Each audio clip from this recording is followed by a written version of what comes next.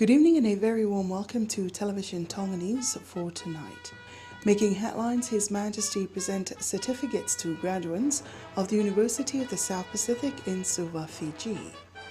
Honourable Prime Minister Lord Tuvarano expressed gratitude over Papua New Guinea's 2 million paanga development assistance to Tonga, and a 10-year-old boy in Ewa died after a road accident yesterday morning. These and more stories later on in this bulletin. I'm Fatai Whaingaa with the details.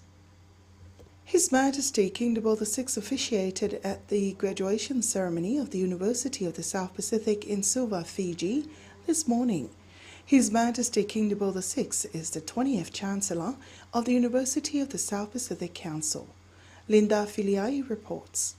During the graduation ceremony, His Majesty presented more than 900 graduates with each of their certificates as they have completed their degrees.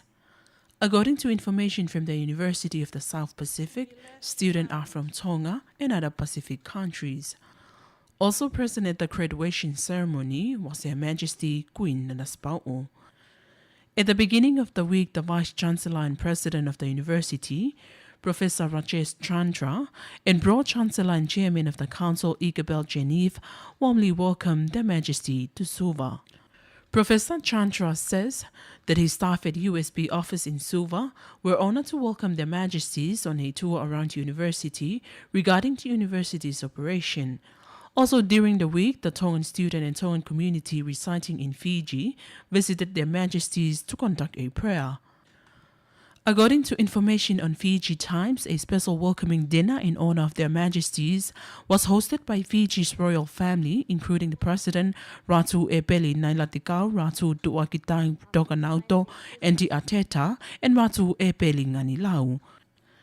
It was also revealed on Fiji Times that His Majesty's close friend, Neil Underhill, was pleased to meet His Majesty on his first official visit to Fiji as the King of Tonga. For Television Tonga News, I'm Linda Filiai.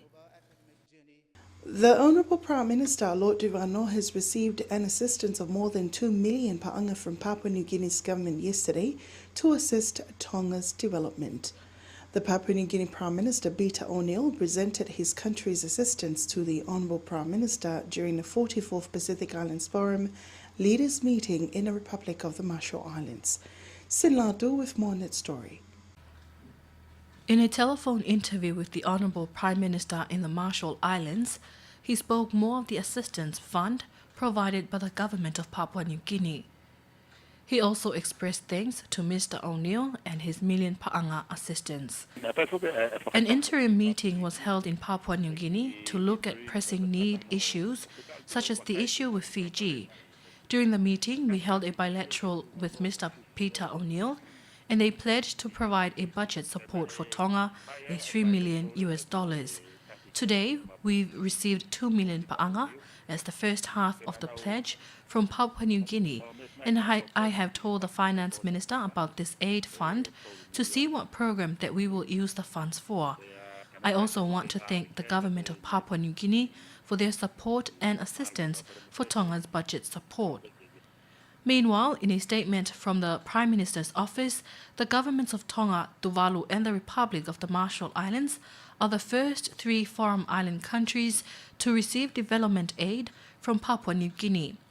The government of Papua New Guinea has provided previous assistance to neighboring countries in the Pacific, such as Samoa, for acquiring vessels for Samoa's Pacific Forum Line. The government of Papua New Guinea made these pledges in November last year in Port Moresby on the margins of the Special Pacific ACP Leaders Meeting. Tonga and Papua New Guinea shares mutual interest in exploring prospects for minerals developments and Tonga to tap into PNG's strong economic strategy and its multi-billion-dollar investments in liquefied natural gas or LNG for export.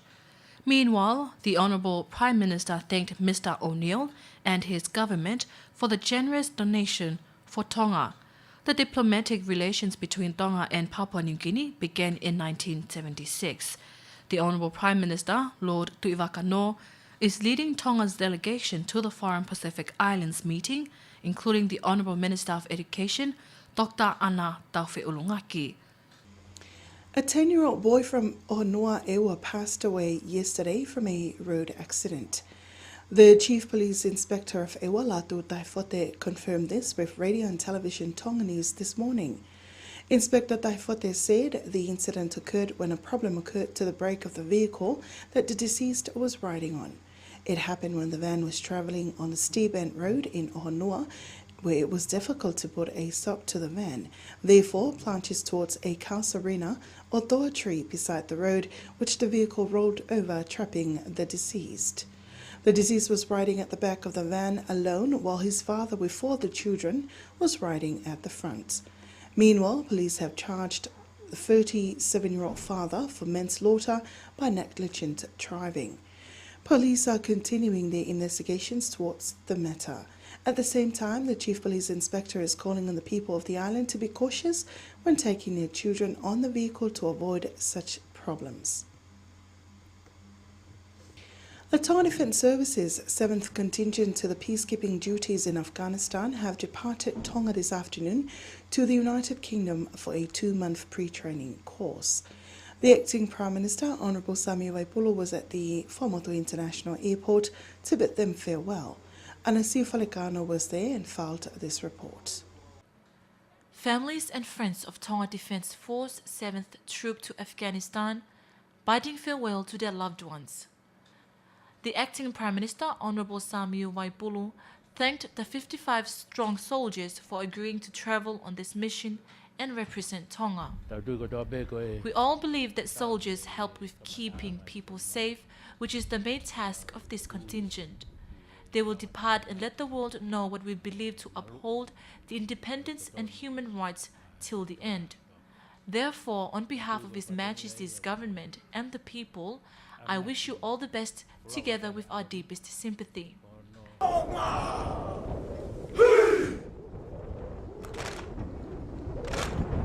Before getting on the plane, the 7th contingent performed the traditional haka, or sipitao, for the acting Prime Minister and the defence officials at the airport.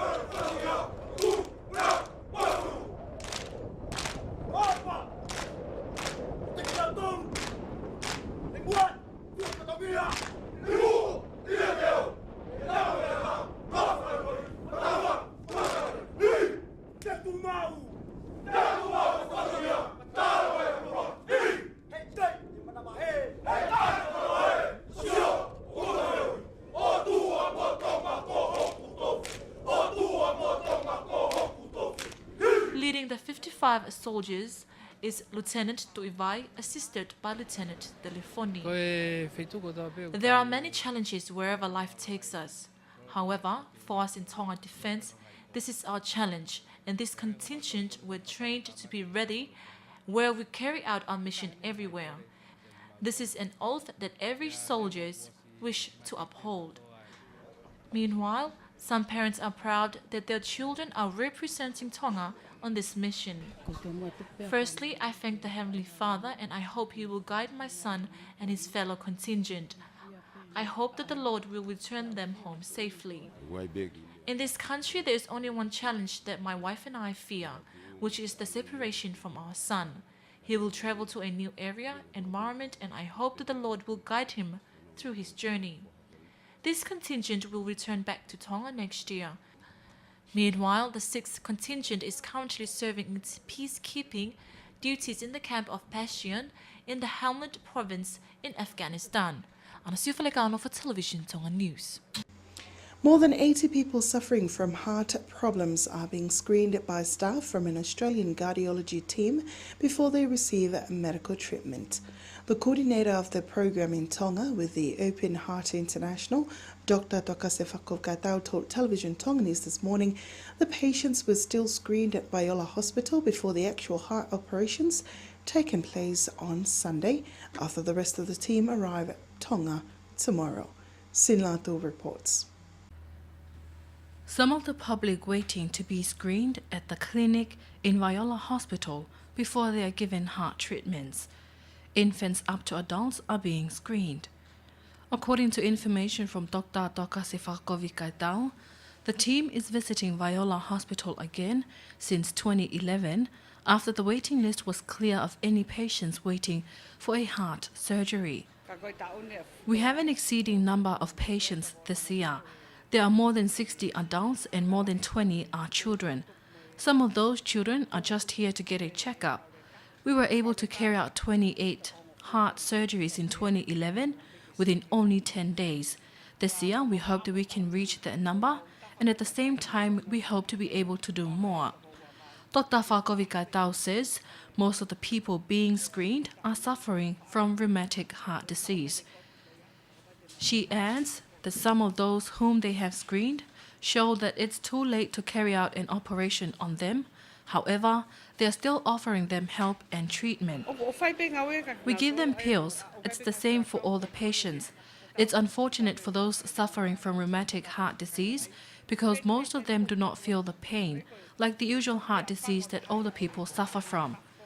As time goes by, they start to feel weak and feel less energized. Meanwhile, the team, represented by the acting superintendent of Viola Hospital, Dr. Saya Piukala, received donations from the Tonga Development Bank and the MBF Bank. For Television Tonga News, I'm Sinila Tu.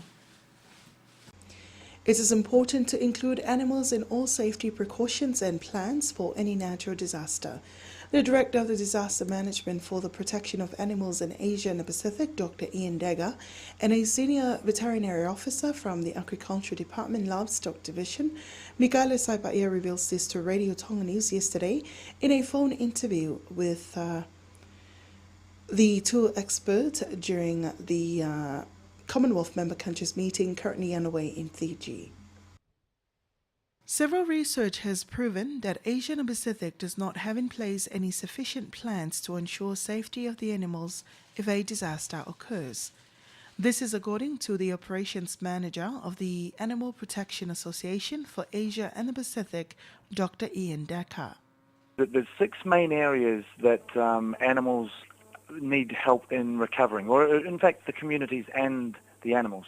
Now, you may find that, in a flood, the food stores have been washed away, the shelter may have been destroyed, the water may be contaminated, or the animals themselves may have been directly impacted and have injury through physical blows or disease through, for example, increased stress in around the time of a disaster.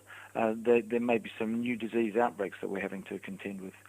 And it's interesting, we also have to be concerned about the potential relationship to human populations.